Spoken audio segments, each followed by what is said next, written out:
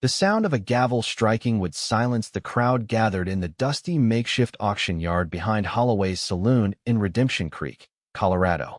Zerelda Morgan flinched at the harsh sound, keeping her gaze fixed on the wooden platform beneath her feet. The year was 1876, and she stood before a crowd of strangers who eyed her like cattle at market. Next up, we got ourselves a woman, 20 years old. Previous owner says she's good with a needle and can cook decent enough, announced the auctioneer, a portly man with yellowed teeth and breath that reeked of cheap whiskey. He circled around Zerelda, pointing out her features as if she were a prized mare. Bit skinny, but she'll fatten up with proper feeding. Starting bid at $30. Zerelda fought to keep her breathing steady. Her wrists bore the fading marks of shackles, and beneath her tattered dress, bruises mapped the cruelty of the man who had claimed ownership of her for the past 3 years. She'd been sold to him as a housekeeper when she was 17, after her parents died of fever, leaving behind nothing but debts. But Edgar Tate had wanted more than housekeeping, and when she refused his advances, the beatings began. The crowd murmured, appraising her worth with cold, calculating eyes. Most of the men were miners, ranch hands, or drifters looking for someone to cook and clean, or worse. Her heart pounded against her ribs as she heard the bids start to rise. $30, $35 here, $40. A voice from the back of the crowd cut through the bidding. This ain't right. The crowd parted as a tall man stepped forward. His face was partially obscured by the brim of his worn Stetson, but Zerelda could make out a strong jaw shadowed with stubble. Dust clung to his denim pants, and his blue shirt had seen better days, but there was something in his posture that commanded respect.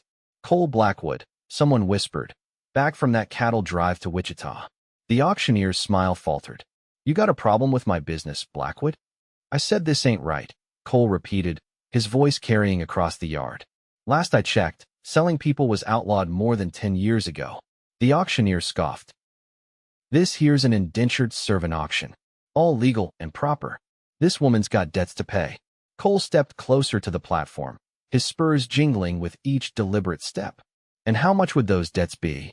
$120, the auctioneer replied, plus auction fees. Cole reached into his pocket and pulled out a leather pouch. I'll pay her debt, but she walks away free.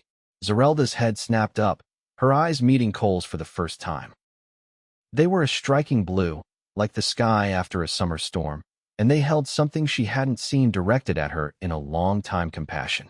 That ain't how this works, the auctioneer protested. Whoever pays gets the services. Fine, Cole said, his voice hard as flint. Then I'll take her services. But not as a slave. As a paid employee at my ranch. A murmur rippled through the crowd. Cole counted out the money and handed it to the auctioneer, who reluctantly took it. She's yours then, the man said with a dismissive wave. Don't come crying when you find out she ain't worth the trouble. Cole ignored him and approached the platform, extending his hand to Zerelda. You can come with me, miss. You'll have your own quarters and fair wages. Or if you prefer, I can give you enough money to leave town. Your choice. Zerelda stared at his outstretched hand, suspicion warring with desperate hope. Men didn't offer help without expecting something in return. She'd learned that lesson well. But there was something in his eyes that made her want to believe him. Why? She asked, her voice barely above a whisper.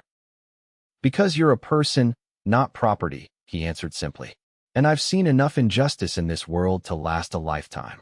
With trembling fingers, Zerelda reached out and took his hand. It was rough with calluses, but gentle in its grip as he helped her down from the platform. I'm Cole Blackwood, he said as they walked away from the auction yard, the crowd parting before them. Zerelda Morgan, she replied, her voice hoarse from disuse. Well, Miss Morgan, my ranch is about 5 miles outside town. We can stop at the general store first, get you some proper supplies. Whatever you need. She nodded, still wary but desperate to believe this wasn't some cruel joke. As they walked down the main street of Redemption Creek, Zerelda felt the weight of stares from townspeople who had witnessed the auction. Some looked curious, others disapproving, but for the first time in years, she walked with her head held high, no longer property to be traded. At the general store, Cole purchased clothing, a hairbrush, soap, and other necessities, handing the packages to Zerelda without comment. He seemed to understand her need for dignity, for choices of her own, no matter how small. My horse is at the livery, he said as they left the store. We can ride double to the ranch. Zerelda hesitated. I can walk. Cole shook his head. 5 miles is a long way, especially in those shoes. He nodded toward her worn-out boots. Thunder can carry us both just fine. At the livery, Cole's horse, a magnificent black stallion, waited patiently. Cole secured their purchases to the saddle before mounting and offering his hand to Zerelda. After a moment's hesitation, she allowed him to pull her up behind him. You might want to hold on, he advised as the horse began to move. Reluctantly, Zerelda placed her hands lightly on Cole's sides. As they rode out of town, the tension in her shoulders began to ease. The open country spread before them, rolling hills dotted with pines, wildflowers painting splashes of color across the meadows, and in the distance, the purple silhouettes of mountains against the sky. After years of confinement, the vastness of it made her dizzy with possibility. It's beautiful, she whispered, more to herself than to Cole. It is, he agreed. Most beautiful place I've ever seen. That's why I settled here after the war. You fought in the war? Zerelda asked. Cole nodded. Union cavalry. Saw things no man should see. When it was over, I headed west looking for peace. Found this land and knew I was home. They rode in silence for a while, the rhythm of the horses' hooves lulling Zerelda into a strange calm. She found herself leaning slightly into Cole's back, drawn to his steady presence and warmth. There it is, Cole said finally, pointing toward a valley where a cluster of buildings nestled against a backdrop of pine-covered hills. Blackwood Ranch. As they drew closer, Zerelda could make out a main house built of sturdy logs with a wide porch, a large barn, several corrals, and a bunkhouse. Smoke curled from the chimney of the main house, and the setting sun cast a golden glow over the scene. They were met in the yard by an older man with silver hair and a weathered face. Hank, Cole called out, we've got a guest. Hank approached as Cole dismounted and helped Zerelda down. This is Miss Zerelda Morgan. She'll be staying with us for a while. Miss Morgan, this is Hank Miller, my foreman and the best horseman this side of the Mississippi. Hank tipped his hat. Madam, pleasant to meet you. Likewise, Zerelda murmured, still overwhelmed by the rapid changes in her circumstances. Hank, would you ask Mrs. Gunderson to prepare the guest room? Cole requested. And let her know we'll have one more for supper. Right away, boss. Hank nodded and headed toward the main house. Cole gathered their purchases from the saddle. Mrs. Gunderson is our housekeeper. She lives in town but stays here during the week. She's been with me since I started the ranch. Good woman, though she'll talk your ear off if you let her. He led Zerelda to the house, holding the door for her. Inside, the main room was simply but comfortably furnished with a large stone fireplace, sturdy wooden furniture, and bookshelves filled with volumes that surprised Zerelda. Edgar Tate had owned 3 books and had forbidden her from touching them. A plump woman with gray hair pulled into a tight bun bustled down the stairs. Mr. Blackwood, Hank says we have a guest. Her curious eyes fell on Zerelda. Mrs. Gunderson, this is Miss Zerelda Morgan. She'll be staying with us for a while. The housekeeper's expression was kind but appraising as she looked Zerelda over. Well, you look like you could use a hot meal and some rest, dear. I've got stew simmering, and the guest room is always kept ready. Thank you, Zerelda said softly. Mrs. Gunderson, would you show Miss Morgan to her room? I'm sure she'd appreciate a chance to rest before supper. Of course. Follow me, dear. Zerelda followed the older woman up the stairs, still half expecting to wake from this strange dream. The guest room was small but comfortable, with a real bed covered in a colorful quilt, a washstand with a pitcher and basin, a chest of drawers, and a rocking chair by the window that overlooked the valley. Bathrooms down the hall, Mrs. Gunderson explained. I'll bring up some hot water for you. Supper's in an hour. When the door closed behind the housekeeper, Zerelda sank onto the edge of the bed, her legs suddenly unable to support her. For the first time in years, she was alone in a room with a door she could close, in a place where no one was going to hurt her. The realization was overwhelming, and tears she had refused to shed for years began to flow silently down her cheeks. By the time Mrs. Gunderson returned with hot water, Zerelda had composed herself. She washed away the dust of the journey and changed into one of the simple dresses Cole had purchased for her. It was plain but clean and fit better than anything she'd worn in years. She brushed her long auburn hair until it shone and twisted it into a simple knot at the nape of her neck. When she descended the stairs, she found Cole and Hank seated at the dining table, while Mrs. Gunderson laid out bowls of beef stew, fresh bread, and a plate of butter. Cole stood as she entered. "Miss Morgan, please join us." The meal was the best Zerelda had eaten in memory, but she found it difficult to eat with 3 pairs of eyes occasionally glancing her way. She answered their gentle questions with brief responses, sharing that she had been orphaned 3 years ago, but offering little else about her past. "Miss Morgan," Cole said as they finished the meal, "I meant what I said in town. You're not obligated to stay here, but if you do, I can offer you employment. Mrs. Gunderson could use help with the housekeeping, and come spring, we'll need help with the kitchen garden." "I'd be grateful for the work, Mr. Blackwood," Zerelda replied carefully. "Good. We'll discuss wages tomorrow. For now, get some rest. You're safe here." That night, lying in a real bed with clean sheets, Zerelda stared at the ceiling. Safety was a foreign concept, one she hardly dared believe in. Cole Blackwood seemed genuine, but experience had taught her that men's kindness often came with hidden costs. Still, for the first time in years, she allowed herself a small glimmer of hope. In the days that followed, Zerelda settled into a routine at Blackwood Ranch. She worked alongside Mrs. Gunderson, learning the rhythms of the household. The work was hard but fair, nothing like the endless, punishing labor Edgar Tate had demanded. Cole was often out working with the cattle or horses, but at mealtimes, he made conversation with her, asking her opinion on books or telling stories about the ranch. A week after her arrival, Zerelda was hanging laundry in the yard when she heard the sound of hoofbeats. Looking up, she saw Cole riding toward the house, his horse at a full gallop. Even from a distance, she could tell something was wrong. Cole dismounted before thunder had fully stopped, his face grim. "Zerelda," he called, using her first name for the first time. "Go inside and stay there." "What's wrong?" she asked, her heart racing with sudden fear. "Edgar Tate is in town. He's claiming you were stolen from him." Cole's expression hardened. "Don't worry. He's not getting anywhere near you."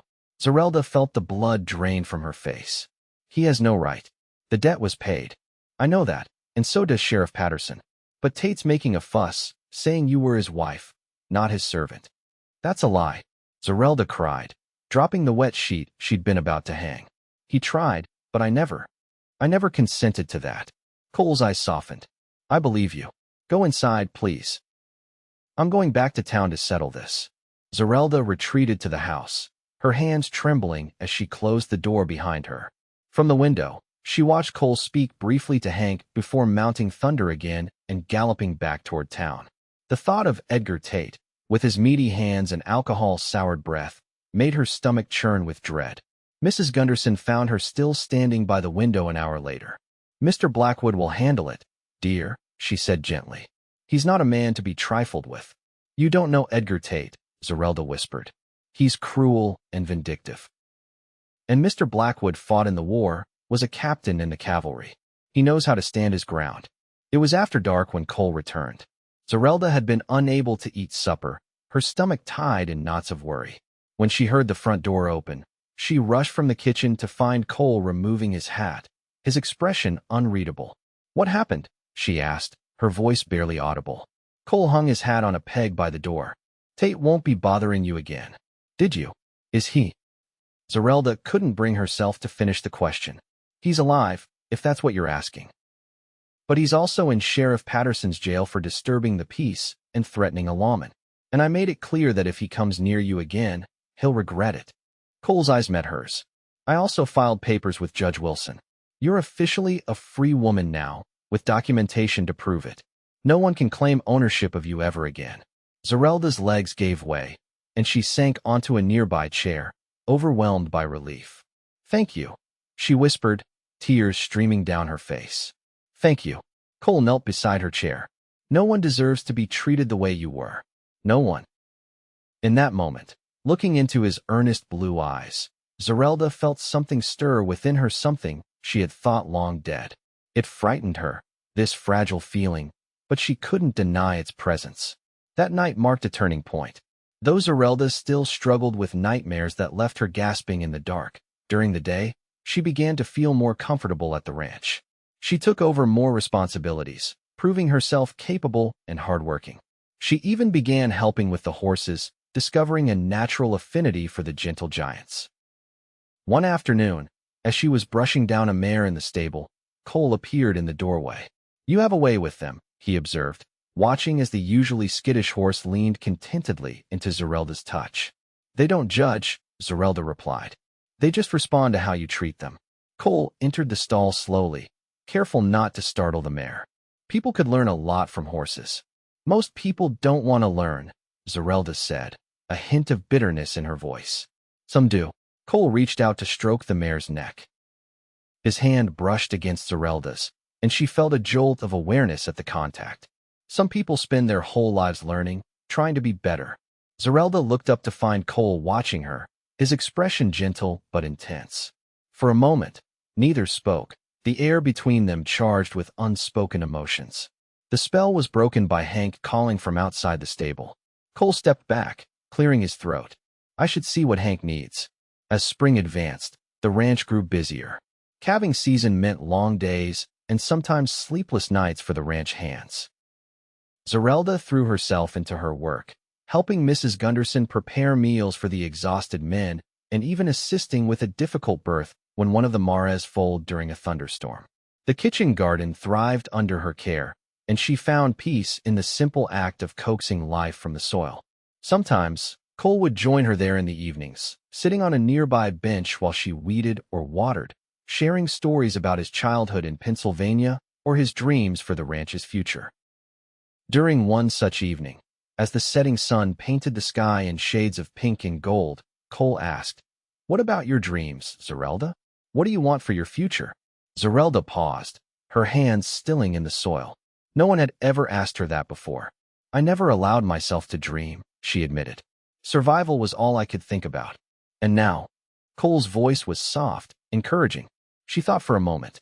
"I'd like to learn more. About horses, about plants. Maybe learn to read better." "You can read?" "A little. My mother taught me basic letters before she died, but I never had proper schooling." Cole was quiet for a moment. "I have books. Lots of them. I could help you if you'd like." Zerelda looked up at him, searching his face for signs of mockery or condescension, but found only sincerity. "I'd like that," she said softly. True to his word, Cole began setting aside time each evening to help Zerelda with her reading. They would sit in the parlor after supper, heads bent over a book, their shoulders occasionally touching as Cole patiently guided her through difficult passages. These quiet moments became the highlight of Zerelda's days, and she found herself looking forward to them with an anticipation that both thrilled and frightened her. One evening in late May, as they finished a chapter of Robinson Crusoe, Cole closed the book and turned to face Zerelda. "There's a social in town next Saturday," he said, his usual confidence suddenly less apparent. "Dancing, food, that sort of thing. I thought perhaps you might like to go. With me." Zerelda's heart skipped a beat. "A social? I've never been to one. You don't have to say yes. I understand if you'd rather not go into town." "No, Zerelda hesitated, torn between fear of facing the townspeople and the desire to experience something normal, something joyful. "I'd like to go, but I don't have anything suitable to wear." Cole smiled, relief evident in his expression. "We can ride into town tomorrow. The seamstress can surely find something appropriate." The next day, they made the journey to Redemption Creek. Zerelda was nervous about returning to the place where she had been auctioned, but with Cole beside her, she found the courage to face her fears. The seamstress, Mrs. Bennett, was a kind woman who clucked sympathetically over Zerelda's thin frame but promised to have a dress ready in time for the social. As they left the shop, Zerelda noticed people watching them, whispering behind their hands. Her steps faltered. "Ignore them," Cole said quietly, placing a protective hand at the small of her back. "Small towns run on gossip. They'll find something new to talk about soon enough." They were passing the sheriff's office when the door opened and a man stepped out. Edgar Tate. Zerelda froze, terror washing over her in a cold wave. Tate's eyes narrowed when he saw her, and his lips curved into an ugly smile. Well, he drawled. "If it ain't my runaway. Found yourself a new protector, I see." Cole stepped in front of Zerelda. "Keep walking, Tate." You've been warned. Tate's gaze slid from Zerelda to Cole.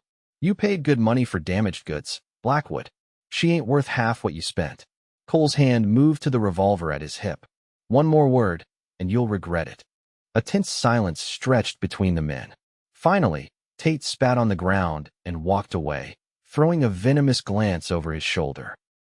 He's still here, Zerelda whispered, her voice trembling. I thought he'd be gone by now. Sheriff said he's been hanging around, looking for work. But he won't bother you again, not if he values his life. Cole's voice was hard, but his hand was gentle as he guided Zerelda toward their horses. Maybe we shouldn't come to the social after all. No, Zerelda said, surprising herself with her firmness. I won't let him take this from me too. Cole studied her face for a moment, then nodded. All right, but you'll stay by my side the entire time. The day of the social arrived with clear skies and warm sunshine. Zerelda's new dress, a simple but elegant creation in cornflower blue, fit perfectly, emphasizing her slender waist and bringing out the green of her eyes. Mrs. Gunderson helped her style her hair, pinning the auburn waves into a sophisticated arrangement that made Zerelda feel like a different person entirely. When she descended the stairs, Cole was waiting in the parlor. He stood as she entered, his eyes widening as he took in her appearance. You look beautiful, he said simply. Zerelda felt a blush warm her cheeks. Thank you. You look very handsome yourself. It was true Cole had traded his work clothes for a clean white shirt, dark vest, and polished boots. His hair was neatly combed, though a rebellious lock fell across his forehead in a way that made Zerelda's heart flutter. They rode to town in the buckboard wagon rather than on horseback, Cole explaining that he didn't want her new dress ruined by dust from the trail. The social was being held in the town square, where tables had been set up laden with food, and a platform constructed for the musicians. Lanterns hung from ropes strung between trees, waiting to be lit when darkness fell. As they arrived, Zerelda felt the weight of stairs once again, but with Cole beside her, his hand steady at her elbow, she found the courage to hold her head high. Some of the women nodded politely, while others whispered behind their fans. The men tipped their hats respectfully to Cole, but eyed Zerelda with varying degrees of curiosity. Miss Morgan, it's good to see you again. Zerelda turned to find Sheriff Patterson approaching, his weathered face creased in a smile. Sheriff, she acknowledged with a small nod. You're looking well. Blackwood Ranch agrees with you. The sheriff turned to Cole. Blackwood, good to see you in town for something other than business. Cole shook the man's hand. It's a fine day for a social. That it is. And don't you worry about Tate. I made it clear he wasn't welcome here today. Last I saw, he was headed to the saloon on the edge of town. Zerelda felt some of the tension leave her shoulders at this news. Cole guided her to the refreshment table, where they filled plates with fried chicken, cornbread, and fresh strawberries. They found seats at one of the long tables, joined soon after by Hank and his wife, Martha, who had come in from their own small homestead for the occasion. As they ate, Zerelda began to relax, listening to the conversation flow around her. The townspeople's stares became less intrusive, and when the music started up fiddles, a banjo, and an accordion playing lively tunes, she found herself tapping her foot in time with the melody. Would you like to dance? Cole asked, offering his hand as the musicians began a reel. Zerelda hesitated. I don't know how. I've never danced before. I'll teach you. It's not difficult. Taking a deep breath, Zerelda placed her hand in his and allowed him to lead her to the area cleared for dancing. Cole positioned them among the other couples and explained the basic steps. When the music began in earnest, Zerelda followed his lead, stumbling at first but quickly finding the rhythm. That's it, Cole encouraged as they moved through the figures of the dance. You're a natural. As they danced, Zerelda felt a joy she had almost forgotten existed. The music, the movement, the solid presence of Cole's hand guiding her, all of it combined to create a moment of pure happiness. When the dance ended and Cole led her back to their table, her cheeks were flushed with exertion and pleasure. They danced several more times as the evening progressed, and Zerelda found herself laughing as Cole spun her through a particularly energetic number. When the musicians slowed the tempo for a waltz, Cole drew her closer, his hand firm at her waist. Is this all right? He asked softly, his breath warm against her ear. Zerelda nodded, unable to speak past the lump in her throat. They moved together in perfect harmony, their bodies close enough that she could feel the steady beat of his heart. In that moment, surrounded by the soft glow of lanterns and the sweet strains of the waltz, Zerelda admitted to herself what she had been trying to deny for weeks. She was falling in love with Cole Blackwood. The realization terrified her. Love meant vulnerability, meant giving someone the power to hurt you. And despite all evidence to the contrary, a part of her still couldn't believe that a man like Cole could genuinely care for someone as broken as she was. As the waltz ended, Cole looked down at her, his expression tender. "Would you like to take a walk? It's getting a bit crowded here." Zerelda nodded, and Cole led her away from the dancing, toward a quieter area where benches had been placed beneath cottonwood trees. The evening air had cooled, and Zerelda shivered slightly. "Here," Cole said, removing his jacket and draping it around her shoulders. The garment was warm from his body and smelled of soap, leather, and something uniquely Cole. "Thank you for bringing me tonight," Zerelda said as they settled on a bench. "I've never experienced anything like this. I'm glad you came. It's good to see you smile." Cole's voice was soft, intimate in the gathering darkness. "You have a beautiful smile." Zerelda looked down, uncomfortable with the compliment. "Cole, I don't understand why you're being so kind to me. What's there to understand? You're a remarkable woman who deserved better than what life handed you. But you could have just given me money to leave town that day. You didn't have to bring me to your home, teach me to read, bring me to dances." Cole was quiet for a moment. "When I first saw you on that auction platform, something inside me couldn't bear to see another human being treated that way. But the more I've come to know you, your strength, your kindness, your determination, the more I've realized that helping you wasn't just the right thing to do. It's become important to me. You've become important to me." Zerelda looked up, meeting his gaze in the dim light.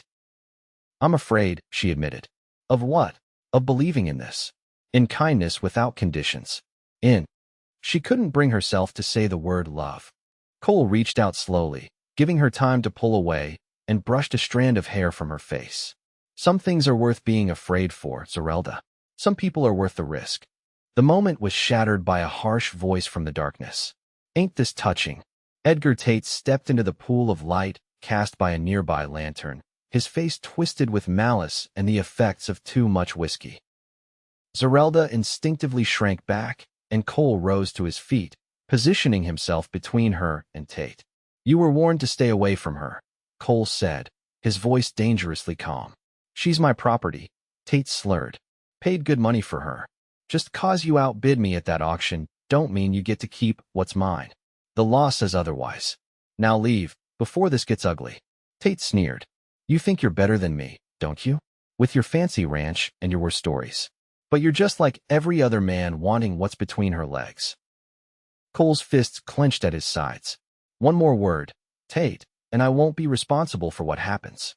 "Cole, please," Zerelda said, standing and placing a restraining hand on his arm. "He's not worth it." Tate's eyes narrowed as he looked at Zerelda. "You always were a frigid bitch. Too good for a real man's touch. Is that why you ran to him? Because he don't expect you to earn your keep on your back?" Before Cole could react, Zerelda stepped forward. "You never owned me, Edgar Tate. You owned my labor, which you were paid for. But you never owned my body or my soul, no matter how hard you tried to break them." Tate's face contorted with rage. "You little—" He lunged forward, hand raised to strike her. Cole moved with the speed and precision of a trained soldier, catching Tate's wrist in mid-air and twisting it behind the man's back in one fluid motion. "That was your last mistake," he growled, forcing Tate to his knees. By now, their confrontation had drawn attention, and Sheriff Patterson pushed through the gathering crowd. "What's going on here?" "Tate was just leaving town," Cole said, his grip on the man's arm unwavering. "Permanently." The sheriff assessed the situation quickly. "Tate, I warned you to stay away from the social and from Miss Morgan." "She's mine," Tate spat. "I got papers. Those papers were nullified when Mr. Blackwood paid your debt and filed freedom documents with Judge Wilson," the sheriff replied coolly. "You have no claim on Miss Morgan. And now you're disturbing the peace and threatening citizens of my town." He turned to one of his deputies. "Jenkins, escort Mr. Tate to his lodgings. He has until sunrise to be out of Redemption Creek. If he's still here by then, he'll be spending time in my jail." Cole released Tate, who stumbled to his feet, hatred burning in his bloodshot eyes. "This ain't over," he muttered before the deputy led him away. The crowd dispersed slowly, returning to the dancing and festivities, though Zerelda could feel their curious glances. She stood rooted to the spot, trembling now that the confrontation was over. "Are you all right?" Cole asked, his voice gentle as he placed his hands on her shoulders. Zerelda nodded, unable to speak past the tightness in her throat. She had faced her tormentor, had found her voice against him. It was both terrifying and liberating. "I think we should head back to the ranch," Cole suggested. "It's been quite an evening." The ride home was quiet, Zerelda lost in thought as she processed what had happened. When they reached the ranch, Cole helped her down from the wagon, his hands lingering at her waist. "You were brave tonight," he said, standing up to him like that. "I didn't feel brave. I felt terrified. That's what makes it brave. Doing what needs to be done despite the fear." Cole's eyes searched her face in the moonlight. "Zerelda, I need to tell you something." Her heart quickened at his serious tone. "What is it?" "I know you've been hurt, that you have every reason to distrust men's intentions. And I've tried to keep my feelings to myself because of that. But after tonight, seeing you confront your past so courageously, I can't stay silent anymore." He took a deep breath. "I'm falling in love with you. I think I have been since the day I first saw you." Zerelda felt as though the ground had shifted beneath her feet. "Cole, you don't need to say anything," he interrupted gently. "I don't expect you to feel the same way. I just wanted you to know that what I feel for you is real and without conditions. Whether you ever return those feelings or not, you will always have a home here, and my respect and friendship." Tears welled in Zerelda's eyes. "No one has ever loved me before. Not like that." "Then they were fools," Cole said simply. Hesitantly, Zerelda reached up to touch his face, her fingers tracing the line of his jaw. "I'm scared of what I feel for you. It would be so easy to lose myself in it, and I've only just started to find who I am." Cole turned his head slightly to press a kiss to her palm. "We have time, Zerelda. All the time you need." In the weeks that followed, a subtle shift occurred in their relationship. Cole was careful not to press her, respecting her need for space and time, but there was a new openness between them. They continued their evening reading sessions, but now they sometimes talked long into the night, sharing hopes and fears, dreams and regrets. June brought scorching heat, and the cattle drive to summer pastures. Cole would be gone for several days, leading his men and the herd to higher elevations where the grass remained green and water plentiful. The night before his departure, they sat on the porch, watching fireflies dance in the gathering darkness. "Will you be all right while I'm gone?" Cole asked. "Hank will be staying behind to look after things here, and Mrs. Gunderson will be around during the day." "I'll be fine," Zerelda assured him. "It's not my first time alone." Cole nodded, though concern lingered in his eyes. "I've been thinking about Tate. He made threats, and men like that don't let go easily. Sheriff Patterson ran him out of town. That doesn't mean he won't come back." Cole hesitated. "Would you consider learning to use a firearm? For protection?" Zerelda's first instinct was to refuse. She had seen what guns could do, the damage they could inflict. But practical considerations overrode her reluctance. "I suppose that would be sensible." Cole reached into his pocket and withdrew a small revolver. "This was my mother's. She carried it when my father went to war. It's smaller than most, easier to handle." He demonstrated how to load and fire it, then placed it in Zerelda's hands. It was heavier than she expected, the metal cool against her skin. "Keep it with you," Cole said. "I pray you never need to use it, but if you do, don't hesitate." The cattle drive party left at dawn the next morning. Zerelda stood on the porch, watching until Cole and his men disappeared over the ridge. The ranch felt oddly empty without his presence.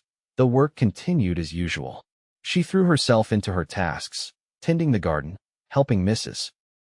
Gunderson with preserving early summer fruits, and caring for the horses left behind. On the third night after Cole's departure, Zerelda was awakened by a sound downstairs, the creak of a floorboard, barely audible but out of place in the silent house. She lay still, listening intently, her heart pounding in her chest. There it was again, another creak, followed by the soft click of the parlor door. Someone was in the house. Moving silently, Zerelda slipped from her bed and retrieved the revolver from the drawer of her bedside table. The weight of it was reassuring in her hand as she crept to her bedroom door and listened. Footsteps, moving deliberately through the parlor toward the stairs. Her mind raced through possibilities. It could be Hank, coming to check on the house, but he would have called out, announced his presence. It could be one of the ranch hands, returned early from the drive with a message. Or it could be someone with darker intentions. The stairs began to creak as someone ascended slowly. Zerelda positioned herself behind her door, the revolver held steady in both hands as Cole had taught her. Her breath came in shallow gasps, but she forced herself to remain calm, to focus. A shadow passed under her door, someone in the hallway. The doorknob turned slowly, and the door began to open. In the dim light from the hallway, Zerelda saw a familiar silhouette. Edgar Tate. I know you're in there, Zerelda, he whispered, his voice slurred with alcohol. Time to come home where you belong. Zerelda stepped out from behind the door, the revolver aimed at Tate's chest. This is my home now. Leave, or I'll shoot. Tate's eyes widened, then narrowed as he assessed the situation. You ain't got the nerve, he sneered, taking a step toward her. Zerelda cocked the hammer. Don't test me, Edgar. I'm not the same frightened girl you knew. Put the gun down, Tate said, his voice hardening. You don't want to do something you'll regret. The only thing I regret is not standing up to you sooner. Zerelda's hands were steady now, her fear replaced by a cold determination. Back down the stairs. Now, for a tense moment, they stood frozen in a silent battle of wills. Then, slowly, Tate began to back away, his eyes never leaving the revolver in Zerelda's hands. She followed him, maintaining a safe distance as he descended the stairs backward, one step at a time. When they reached the parlor, Tate made his move. He lunged suddenly to the side, grabbing a heavy candlestick from a side table and hurling it at Zerelda. She ducked, and in that moment of distraction, Tate charged, reaching for the gun. The revolver discharged with a deafening roar, the bullet grazing Tate's shoulder. He howled in pain but didn't stop, tackling Zerelda to the ground. The gun skittered across the floor as they struggled. Tate's hands found her throat, squeezing with murderous intent. Should have killed you years ago, he growled, his face contorted with rage. Zerelda fought desperately, clawing at his hands, trying to knee him in the groin, but Tate was a large man, his weight pinning her down as darkness began to edge her vision. With the last of her strength, she reached out blindly, her fingers closing around the fallen candlestick. She swung it with all her might, connecting with the side of Tate's head. The pressure on her throat released immediately as Tate slumped to the side, unconscious. Zerelda rolled away, gasping for air, her throat burning. She crawled to where the revolver had fallen and retrieved it, then staggered to her feet. The front door burst open, and Hank rushed in, shotgun at the ready. Miss Morgan, I heard the shot. He's here, Zerelda croaked, pointing to Tate's prone form. He broke in. Hank quickly assessed the situation. Are you hurt? Zerelda shook her head, though her throat throbbed painfully. I'll tie him up and ride for the sheriff, Hank said, already moving to secure Tate with rope from the nearby woodpile. You did good, Miss Morgan. Real good.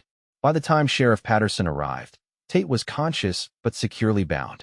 The sheriff took one look at the bruises forming on Zerelda's neck and the blood on Tate's shoulder and shook his head grimly. Breaking and entering, assault with intent to kill those are hanging offenses, Tate. You've sealed your own fate this time. As the sheriff and his deputy led Tate away, Zerelda sank into a chair, the events of the night catching up with her. Hank insisted on staying in the house for the remainder of the night, sleeping on the sofa in the parlor in case of further trouble. Zerelda didn't sleep.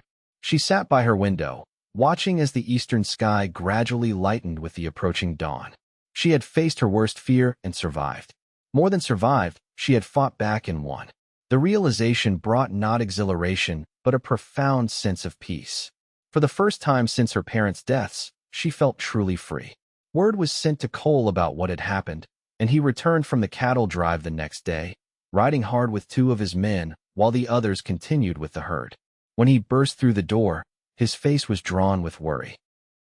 Zerelda, he breathed, crossing the room in long strides to kneel before her chair. His eyes took in the bruises on her neck, and his expression darkened with rage. If he wasn't already in jail, I'd kill him with my bare hands. It's over, Zerelda said softly, reaching out to touch his face. He can't hurt me anymore. Cole took her hands in his, pressing them to his lips.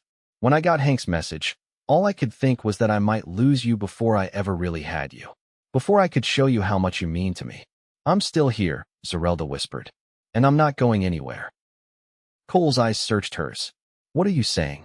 I'm saying that I love you, Cole Blackwood. I think I have for a while now, but I was too afraid to admit it, even to myself. Life is too short and too precious to waste on fear. Cole's face transformed with joy. Zerelda, he murmured, rising to pull her gently into his arms. My brave, beautiful Zerelda. He kissed her then, a tender meeting of lips that spoke of reverence and restrained passion. Zerelda felt herself melting into him, all the walls she had built around her heart crumbling in the face of this overwhelming love. When they finally parted, Cole rested his forehead against hers. Marry me, he said. Not tomorrow or next week, whenever you're ready. But say you'll be my wife. Yes, Zerelda answered without hesitation. Yes, I'll marry you. They were married on a perfect September day, with the aspens turning gold against the blue Colorado sky. The ceremony was small, held in the meadow behind the ranch house, with only close friends in attendance. Zerelda wore a gown of ivory silk that Mrs. Gunderson had helped her make, with wildflowers in her hair. Judge Wilson performed the ceremony, and when he pronounced them husband and wife, Cole kissed her with such tenderness that tears sprang to Zerelda's eyes. I love you, Mrs. Blackwood, he whispered against her lips. And I love you, she replied, her heart so full it seemed impossible to contain such happiness. The celebration afterward was joyous, with food and music and dancing until the stars came out.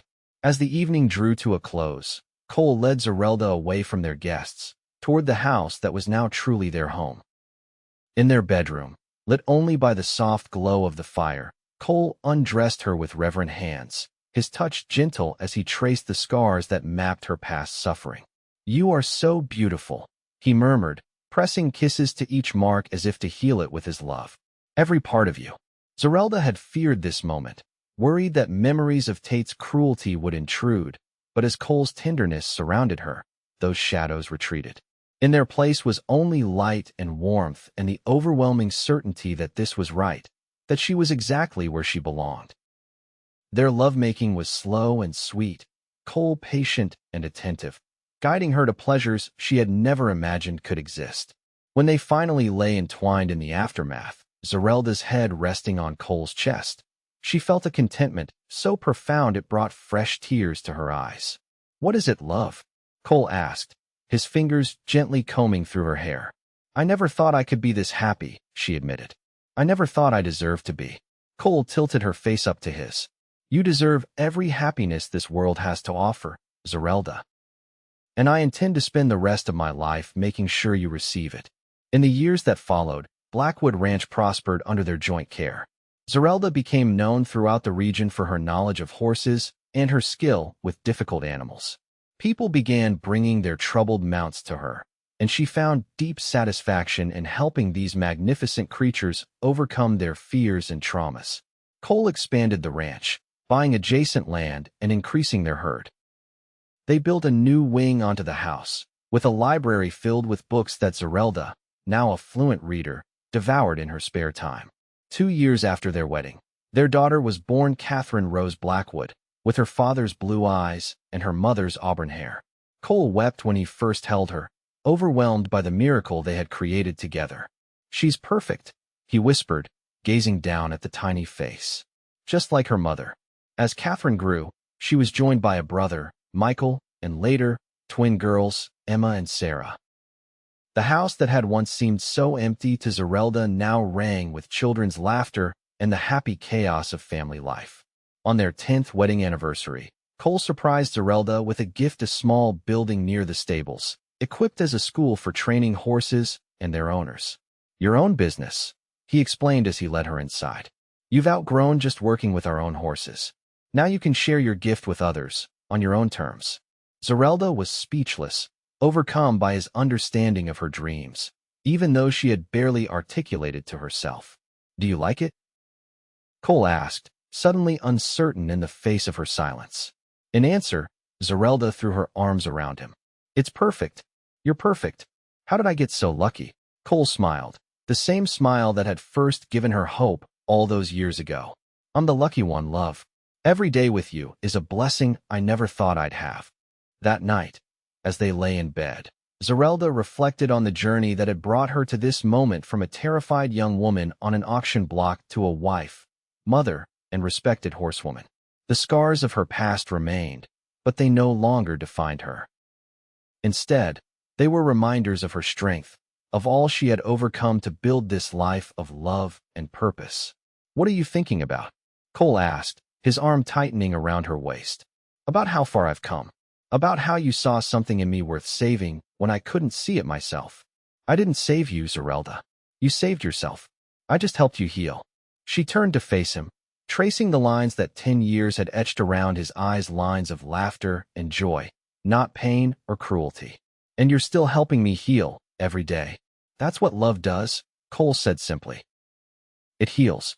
It transforms. It creates something beautiful from brokenness. As Cole's lips found hers in the darkness, Zerelda knew with absolute certainty that he was right. Love had transformed her, had created something beautiful from the broken pieces of her past. And in that transformation, she had found not just healing but a home, a family, and a future brighter than any she could have imagined. The auction that had seemed like an ending had been only a beginning, the first step on a journey toward a love that had saved them both.